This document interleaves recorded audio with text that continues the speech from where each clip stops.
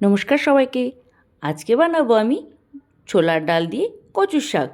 প্রথমে আমি কিছুটা পরিমাণ কচুর শাক কেটে ধুয়ে জল ঝরিয়ে নেব। আর আমি ছোলার ডালও কিছুটা পরিমাণ নিয়ে ভিজিয়ে রাখবো। ঘন্টা তিনেক ভিজিয়ে রাখার পর সেটিকেও আমি জল ঝরিয়ে নেব। কড়াইয়ে দেব সর্ষের তেল, সাথে দেব একটি শুকনো লঙ্কা আর দেব কিছুটা পরিমাণ দারচিনি। তেলটি গরম হয়ে আসলে আমি জল ঝরিয়ে রাখা ডালটি দিয়ে দেব। ডালটি দেওয়ার পর আমাকে একটু নাড়াচাড়া করতে হবে।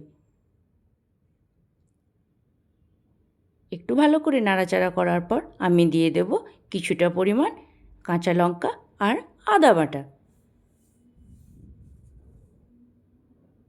ডালটি ভালো করে নাড়তে হবে, তাহলে আমার কিছুটা ডালটি সেদ্ধ হয়ে আসবে। আদা বাটা দিয়েও আমি আবার ভালো করে নেড়ে নেব।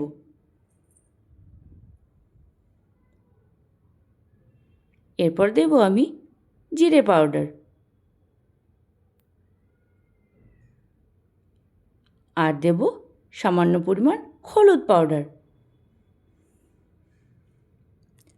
সমস্ত কিছু দিয়ে আমি আবার ভালো করে নাড়াচাড়া করব।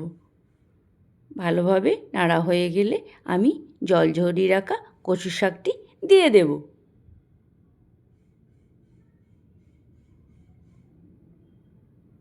কচু শাকটি দেওয়ার পর আমি আবার ভালো করে নেড়ে দেব। আমি কষতে থাকব।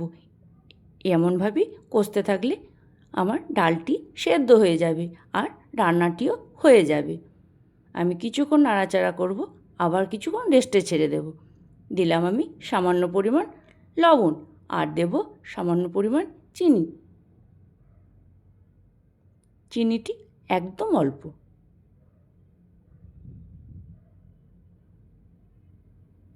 তারপরে আমি আবার ভালো করে নাড়তে থাকব।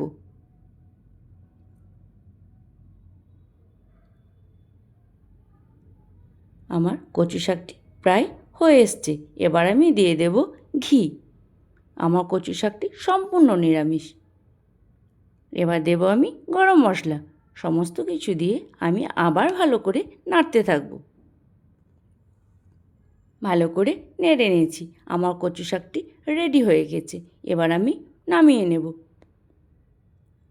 এভাবে কচু শাকটি রান্না করলে দেখতেও ভালো লাগে, খেতেও ভালো লাগে। আমার তো খুবই ভালো লাগে।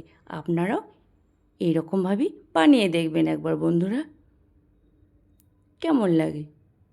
ভিডিওটি ভালো লাগলে শেয়ার, লাইক, কমেন্ট অবশ্যই করবেন।